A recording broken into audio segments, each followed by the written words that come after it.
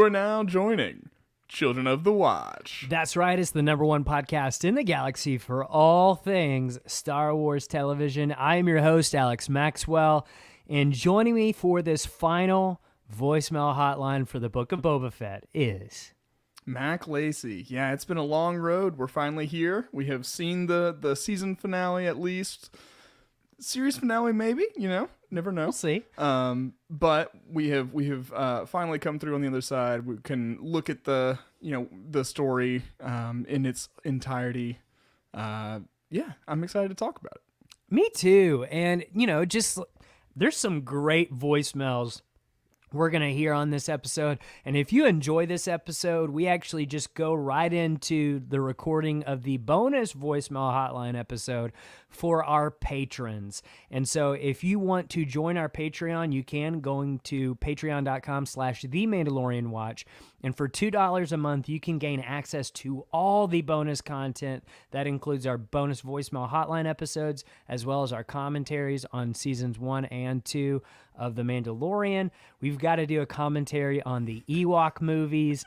And we are $50 away from doing a commentary on all 3 prequel movies, which would be a great lead-in into the Obi-Wan Kenobi show coming out May 25th, which we will be here for to cover absolutely everything Obi-Wan Kenobi. And we'll be doing the same format, the breakdowns and the voicemail hotline episodes starting May 25th. So we're super excited about that. Yeah, and then for sure. Of course, you can follow us over on Twitter and Instagram at COTWatch. We love having fun over there. I think that does it for the business. I think so. Let's get into the voicemails. Hi, Alex and Mac. It's Julia from London here.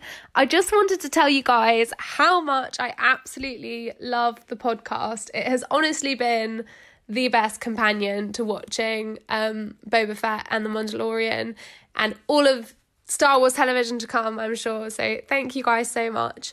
I'm afraid on this call that I have way more questions than theories. Oh, and Alex, before I forget, thank you so much for the teachery references. I'm definitely going to use the Cobb Vanth, think it through with my classes because I'm a teacher too. So thanks. Question number 1, is Boba going to be content with just being daimyo of Mos Espa? Do we think that there are going to be other crime syndicates that come up again? Are we going to have a storyline more on that basis? Or is Boba going to come back to the Mandalorian side and maybe get involved there? I don't know. What do you guys think? Question number 2, where do we think Din and Grogu are going now? Are they going straight to Mandalore? Are they maybe taking a detour to the Armorer? I don't know. I'm a bit worried if it's that one because I really, really don't trust her. I think she, there's going to be some big beef between her and Din and other Mandalorians, which is going to be exciting, but we shall see.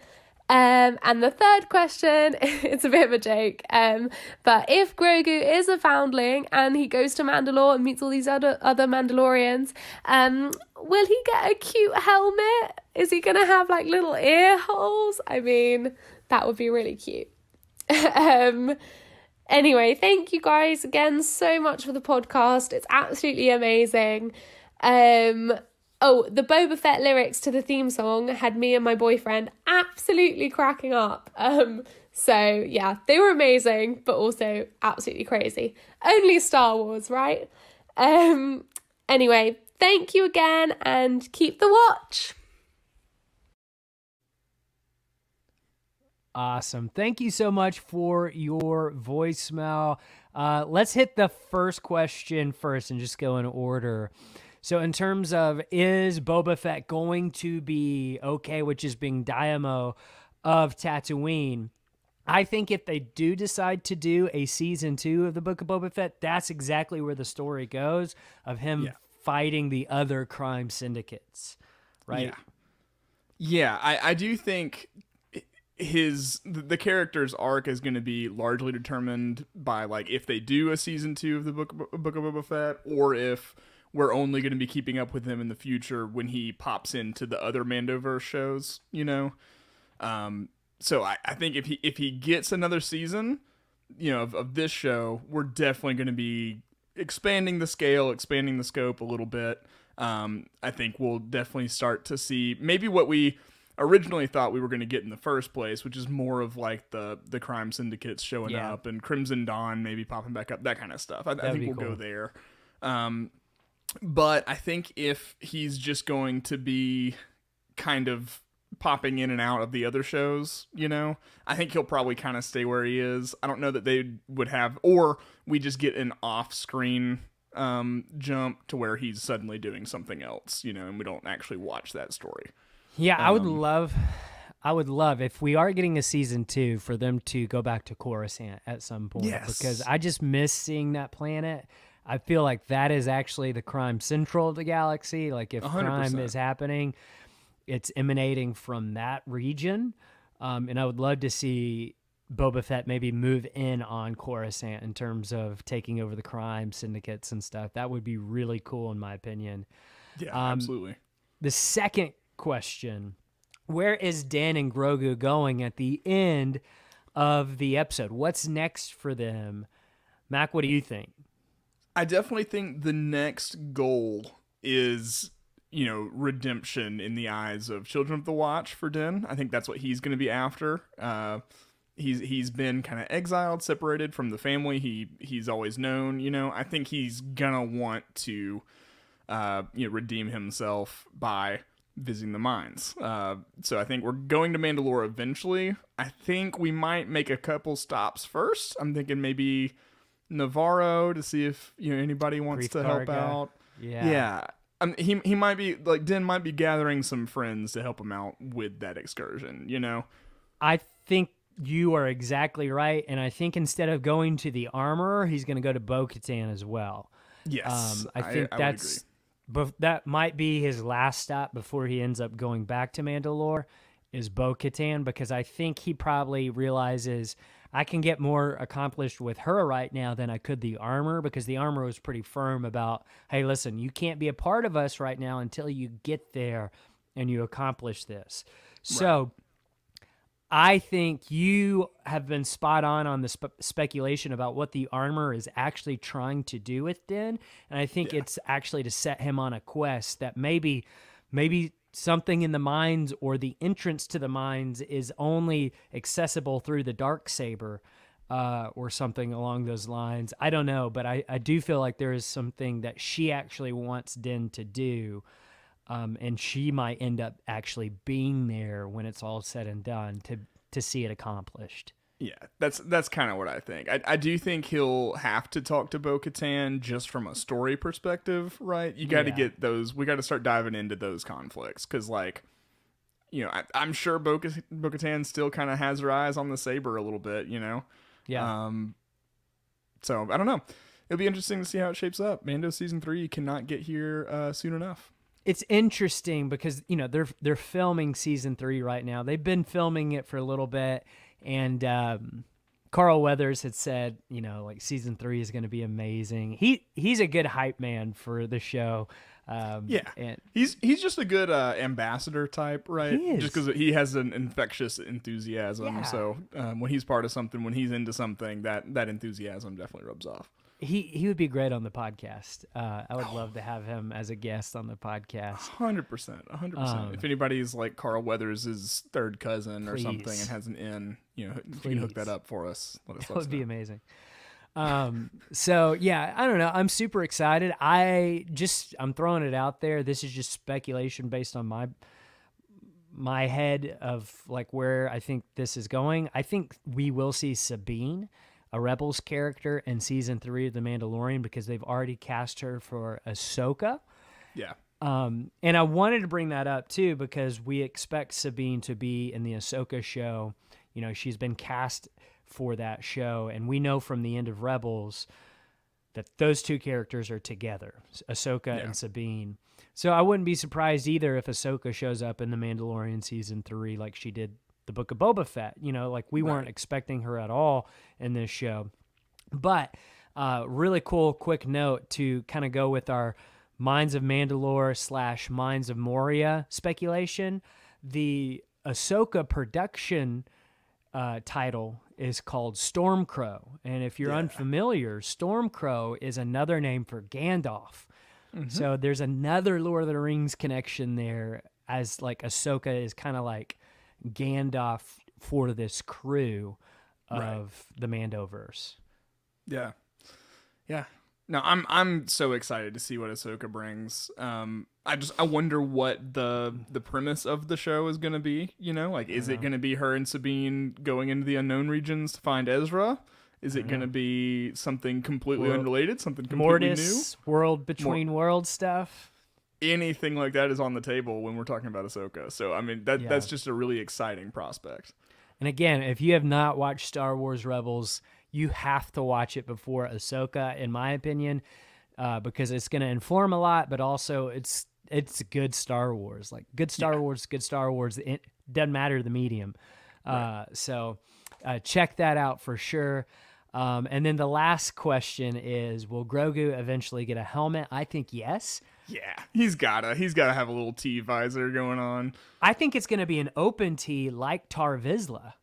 Yeah, more of a knight style looking helmet, yeah. So you can still see his face, you know? Mm-hmm. But then the ears, I think, will be sticking out as well. Yeah. Yeah. Yeah. It's going to be sweet. Cute. It's going to be sweet. We might even see, like, what if we saw a flash forward, like, hundreds of years beyond what we know in Star Wars, and we see an older Grogu in Mandalorian armor? That would be sweet. We've got to see that at some point. At some point, At some point, we're going to get a all-grown-up Grogu, you know? At some point. That would be incredible. That was an awesome call. Thank you so much for your call. Let's do the next one. Hey, guys. Enjoy the show. I just wanted to say I appreciate your always looking for the optimism in the content that we're being provided. So I really appreciate the positive spin you put on things. I don't think this show worked as a show, even though I very much enjoyed several scenes and characters. And I'm suspicious of maybe there was some sort of production issues or like last minute rewrites.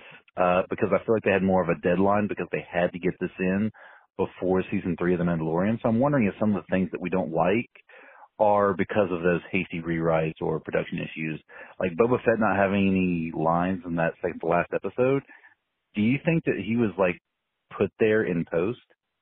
But aside from that, that's not why I'm calling. I have some irresponsible speculation for you guys. What if Din is not the Mandalorian? What if Grogu is the Mandalorian? What if he ends up with the Darksaber and becomes the Mandalore? Okay, now I don't think that's actually going to happen, but it crossed my mind and I thought that was too juicy not to share. And who knows? Grogu's very popular. Maybe that wasn't the plan, but now it is. What do you think? Thank you, guys.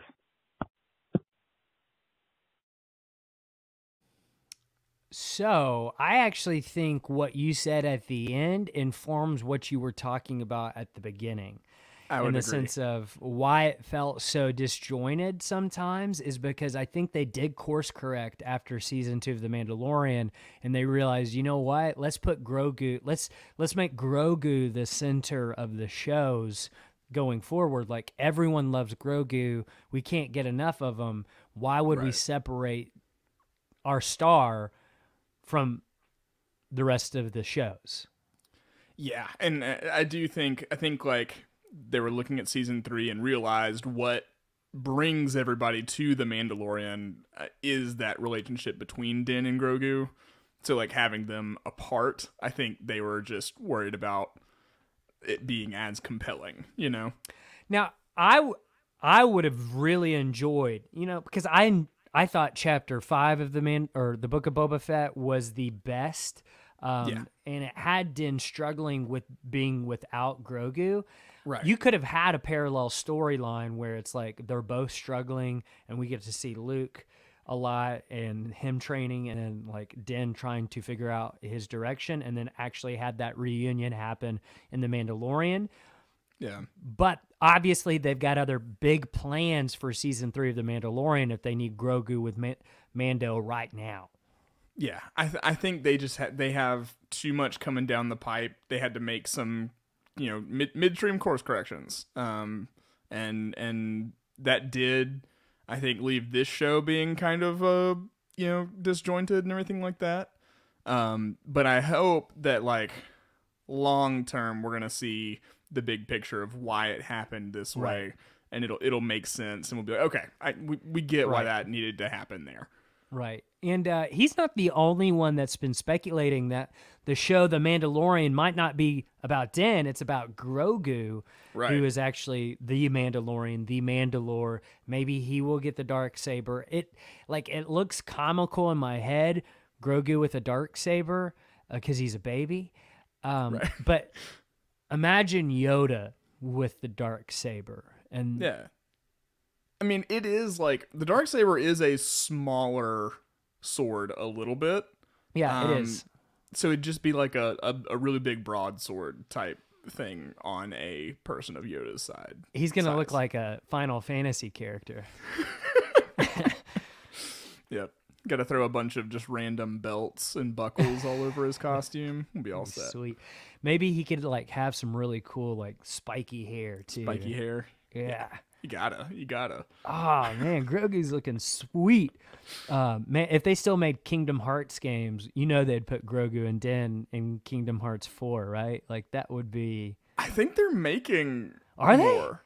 I know. I mean, they made the third one like 2 decades after I had. Yeah. Did anyone play it? I don't know. I didn't. Me neither. That was my favorite video game series of all time as a kid. Yeah. Yeah, wow. Leon/Squall from Final Fantasy VIII was my favorite in Kingdom Hearts. I thought he was really cool. Yeah. Had that gun He blade. was just such a, when he was at in Traverse Town, kind of leading the crew, such a welcoming figure, I can still hear that music in my head if I just close my eyes. Yeah. Anyway. I think everyone from like our age group probably knows exactly what we're talking about, and if you're just not had a bunch from our of age deep group, memories get unlocked. Yeah, we for just sure. sent somebody into a tailspin. They have to go buy Kingdom Hearts 1 and 2 right now, maybe 3. All right, so before we move on to our next voicemail, let's shout out to our Mandalore level patrons. We're actually going to tag team this one because it's grown even more. So here we go. Sean M., Brian S., Myron C., Dave, Tyler B., Amy C., Emily, Annie, Andrew Verdon, General Meow, Bill, Simon, Ghost Spider 2018, Libby from Dayton, Julia F., Aaron H., Joanne D., Joshua P., Henrik H., Jake, Angel 275, Tim L., Erica M., Slytherin Rebellion, 1701, Stephen S., Jansen B., James Parker Price, Todd, Sam Smallwood, Adam S., Larry S., Matt from Michigan, Rick Villanueva, Jesse, James B., Sean D., Bethany W., Allison, William T., Jenna T., Beskar Outlaw, Eli B., Tyler K., 99th Legion, Roger from Switzerland, Sarah D., Dominic B., Sean Z. M. We got Yosifar, Jord H., Haley Hobbs, Rob, Liam L., Alex from Florida, Breadmaker, Kyle, Noah F., Cassandra from Boston, Sam R., Eric, Mason and Sophia, Willie from Louisiana, Ann W., Tyler R., Matthew V., Julie B., TK, Josh from Oklahoma, Justin S., Terry L., Skip Inzor, Diana B., Luke Menupello, Anthony BR, Rogue, Mike from Providence, Andrea Oseptris, M. Baxter, Nick F., G., Mandalorian Mark, PF, Matt T., Edwin SV, Michael J., Julia, Jeremy, Jimbo, Bridges B., and Julio L. Awesome. Thank you so much again to our Mandalore level patrons. Those people go above and beyond for us over on the Patreon, and we just want to thank you personally for that. Let's get into the next voicemail. Hey, this is a recall. I want to say thank you very much for your positivity about this show. I love it. You guys cover it really well. You're interesting, you're enthusiastic, and you have a lot of good background facts that help fill out the story for me. I really appreciate it. My one reflection on this, on the Book of Boba Fett, is that it seems like it's, part of a book series, like they used to have in the extended EU about like the invasion of the Busan Tong or whatever, or following separate storylines. Remember I Jedi, and some really great multi-book series. And it seems like The Mandalorian is Grogu, and that the first season he becomes a Mandalorian. The second season is more along the lines of living up to your expectations, doing what you're expected. This one, Book of Boba Fett, it's very much breaking from what is expected of you. I think that, even just metaphorically, when Boba Fett pulls out of the sand and is reborn from his old ways, that's what Grogu goes through. I mean, he was expected to be a Jedi again. He was expected to do these things, and he found some peace. He's only also breaking away from all of his baggage that they have with them, all of the horrible, horrible things that they've seen. Like Grogu saw the death of everyone, and Boba Fett has gone through killing and realizes that it's good to settle down and use his gifts for something else. Anyway, more along the lines of, this is a great story. It's interesting that how it came about. That I don't know how many books or series or seasons it's going to be about Grogu becoming the biggest Mandalorian, but it's very interesting. That's a possibility, but it seems like they're leaning that way. Anyway, thank you very much for covering this. You guys are really doing a great job. I really appreciate it. Thank you.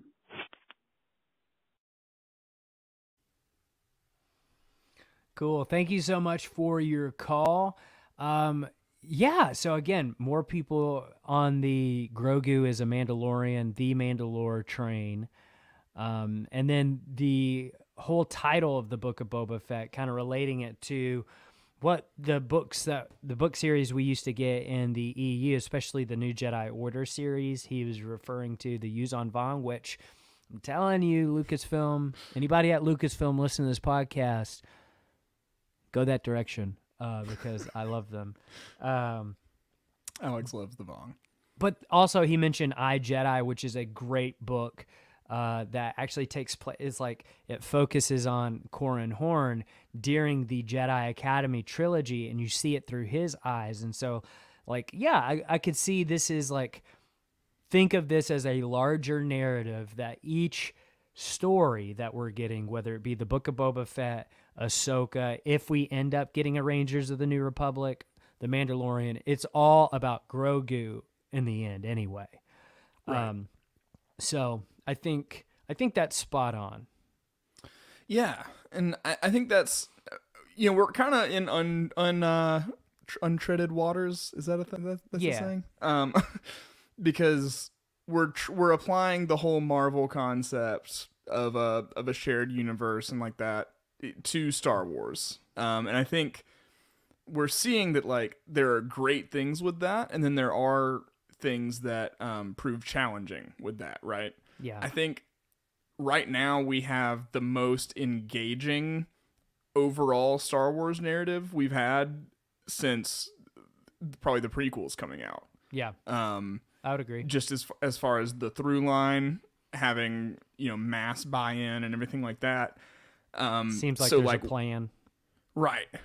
So while maybe individual pieces of this are going to suffer from some of the problems that come with this kind of endeavor, I think that's just part of it if you want this bigger return kind of in the long run. Does that make sense?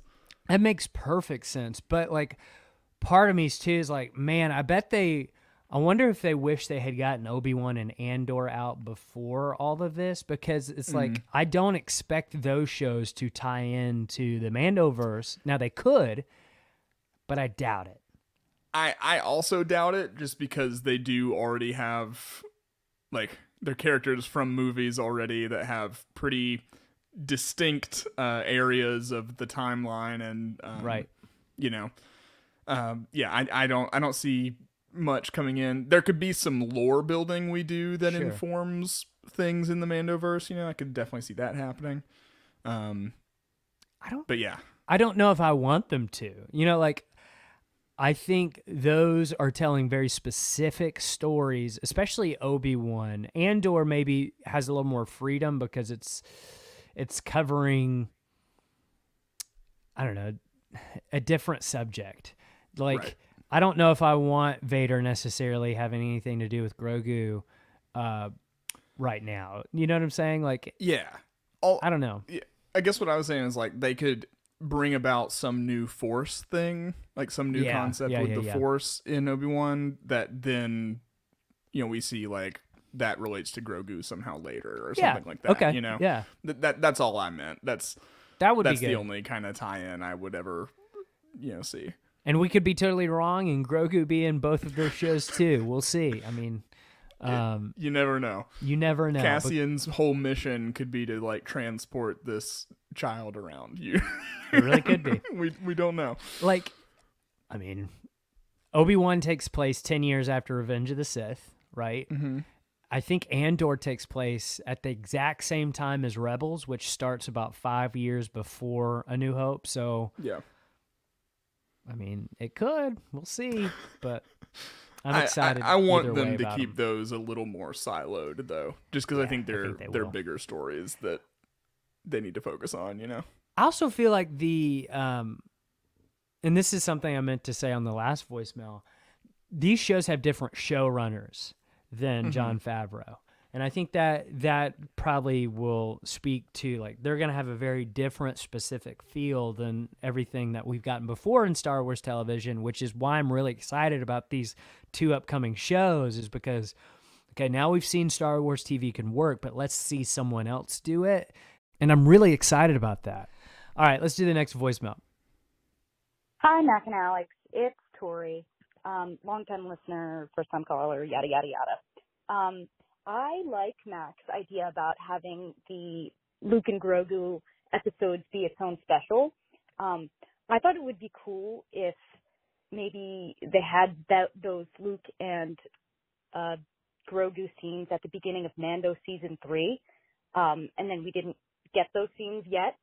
We didn't see that stuff happen, because how mind-blowing would it be if, you know, we just saw that X-Wing show up and we're like, yo, is Luke back? What's happening? And then it opens and it's just Grogu. And now we're wondering, oh my God, what happened? Did he get exiled? Did he run away? What happened? Like, the speculation around that would have been nuts. And also, we didn't really get a big character reveal this episode. Since we got so many the last 2, I feel like that is what made this episode feel so lame duck, is that we didn't get those big character reveals. So I think that would have been a good one. Grogu coming back and all that questioning about where he is, and then maybe he can have those memories of Luke and Grogu training in like a memory. I have a little vision of little Grogu in a Bacta tank having visions. But I don't know. I think there's lots of things that could have made this flow a little bit better, rather than having a whole diversion away from Boba Fett. Yeah, that's my thoughts. I'm a little disappointed with the ending overall. I thought generally the feeling was that it had a lot of loose ends and not a lot of time to tie up those loose ends, kind of Game of Thrones like. But I'm still excited for Obi-Wan, psyched. Yeah. Tori, thanks so much for your call.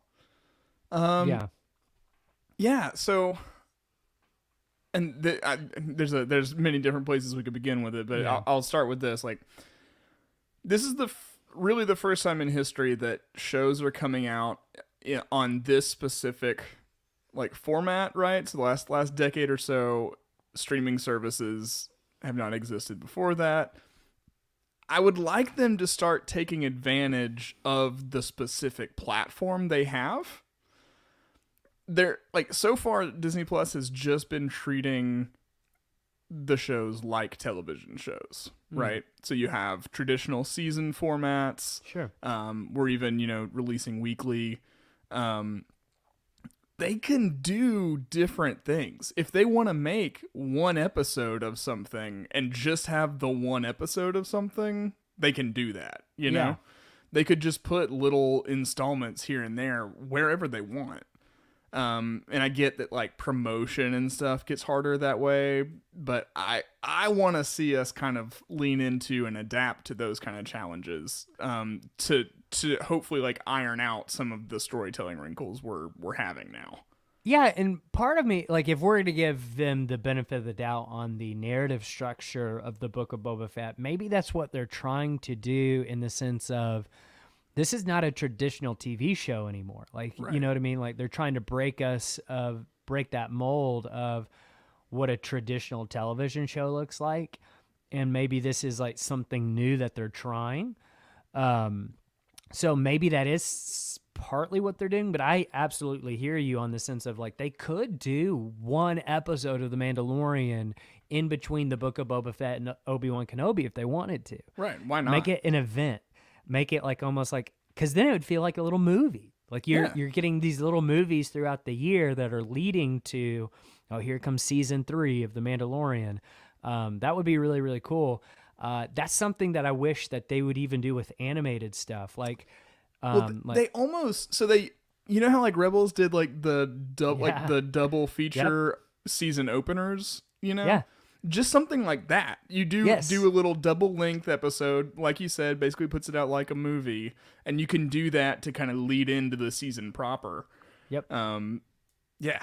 That would be awesome. Do that. Just lean into that, the power that they have, because they're not beholden to advertisers really at this point. Right. It's really whatever they choose to do, whatever they want to do, they could. Yeah. And so, yeah, why not? Why not experiment with it and see what else you could do and do differently? That would be really, really cool. And I think people would enjoy that, because then it's like you're always getting something new in Star Wars, and you don't have to wait super long for it. Right. That would be sweet. That would be sweet, and I would be down for it for sure. So, cool. And then to Tori's other point, like, I do think it's just really hard to land the plane after you have two massive episodes like 5 and 6. You know, it's just they kind of set themselves up for disappointment in that way. Like, not failure. I think they I thought the finale was great. Right. Personally. I thought it was as solid as it needed to be. Right. But it's just that you compare it to the previous 2 episodes, you're going to feel disappointed. Right. So you can't compare it to the previous 2. You got to compare it to the previous 4 before that. Exactly. And then it's like, yeah, this is exactly like what they've been leading to, and it finished all those storylines in the first 4 episodes, not the previous 2 episodes. Yeah.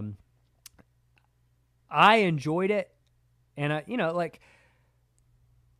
I think that were there some things that the show could have done a little bit better, I think we can all agree to that for sure.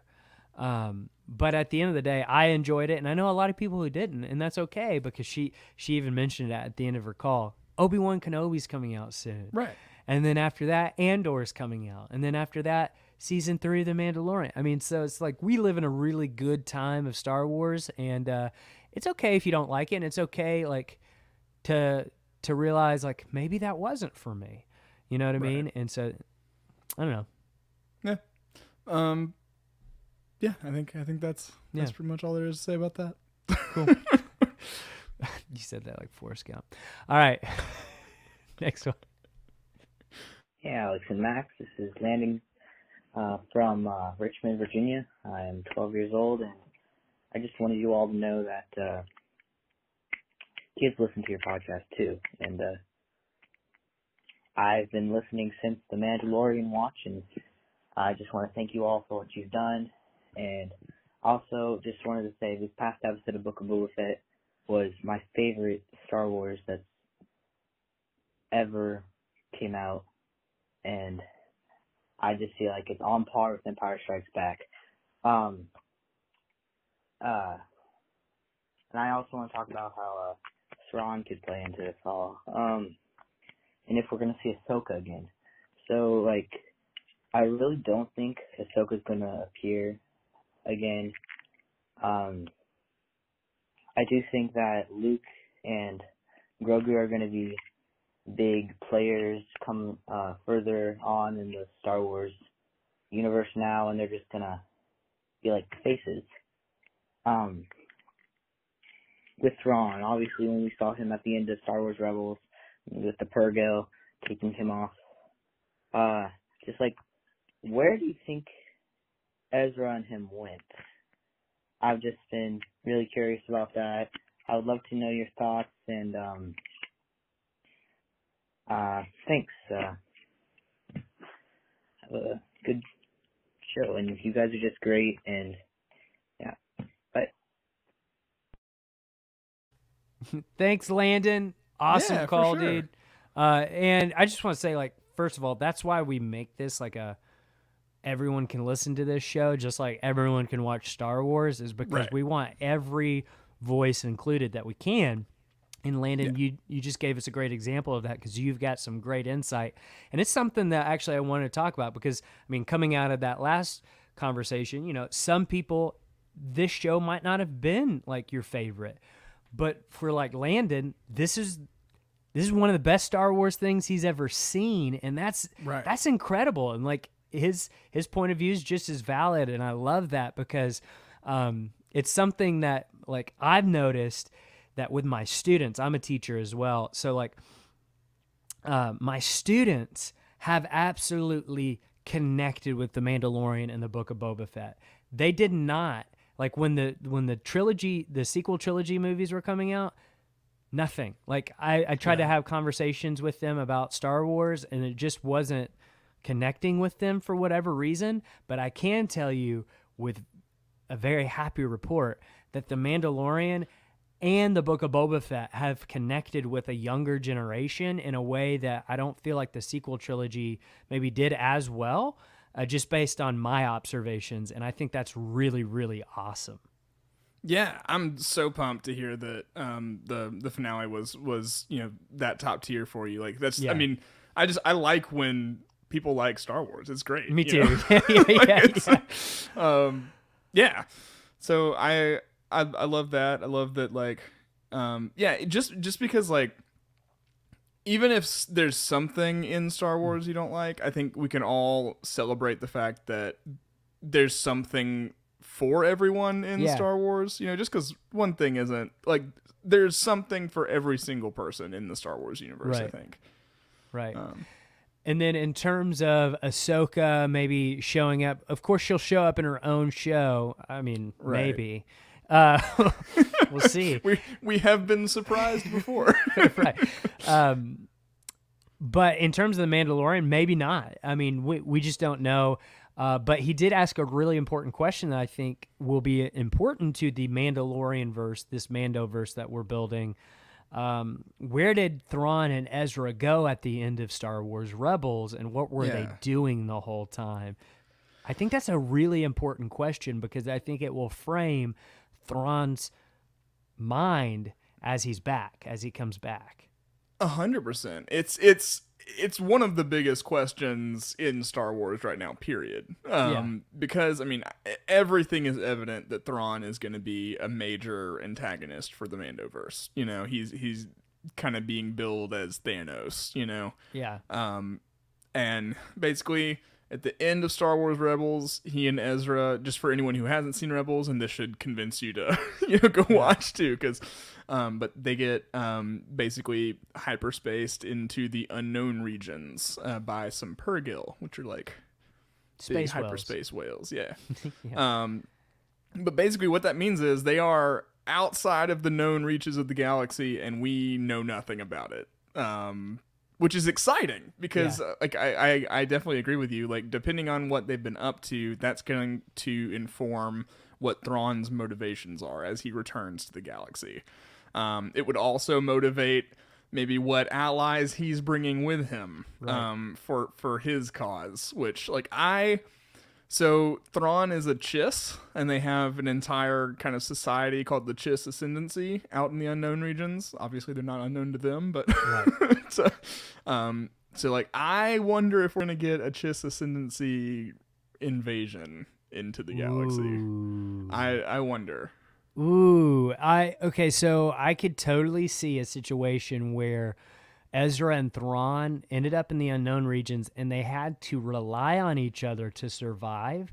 Right. And like they're enemies, but it's one of those situations where it's like, hey, we're going to both die or if we don't work together. And so I could foresee that, and I could also foresee something maybe happening to Ezra where he is now like Thrawn's enforcer, and he's got a little bit of the Tommy the Green Ranger thing going on at first, where he's kind of like a bad guy until the good guys remind him of who he is.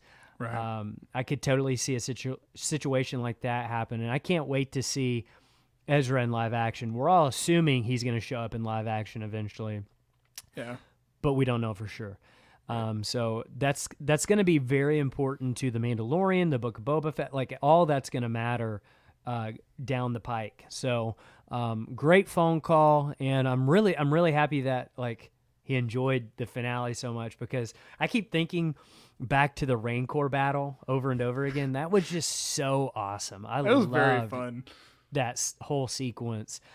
So it was a great show, great season. Maybe we'll get more, maybe we won't, but we do know we'll be here to cover it and break it down for you and give you any background knowledge that you might need. So make sure you stick around for Obi-Wan Kenobi, like we said, because that's going to be huge. I think there's going to be a lot of discussions that have to happen throughout that show just to figure out what's going on, what all this means. It's going to be a lot of fun. But before that happens, we've got the Beskies coming up, Mac. We do. The Beskies, they are our patron-voted awards, or an award show. Yeah. So basically, we're going to let the patrons vote on all kinds of different categories, and we are going to run down the best of the Book of Boba Fett. That's going to be on February 26th. It's going to be a black tie required event. Got to dress up. And if you're a patron, we've like about a third of our patrons have already voted. Voting ends February 19th, so make sure you get your votes in, patrons, because we want the most accurate Beskies that we have. So this is actually our second annual Beskies show, and it's where the awards are made of pure Beskar. That's it. And so we're super excited about that. So make sure you stick around for February 26th, and of course our coverage of Obi-Wan Kenobi. And if a trailer drops or a teaser or whatever, we'll be there to discuss that and break it down as well. So make sure you continue to stay subscribed to us, and I love you all. Yeah. So look forward to all that. We'll see you then. But until then, keep the watch.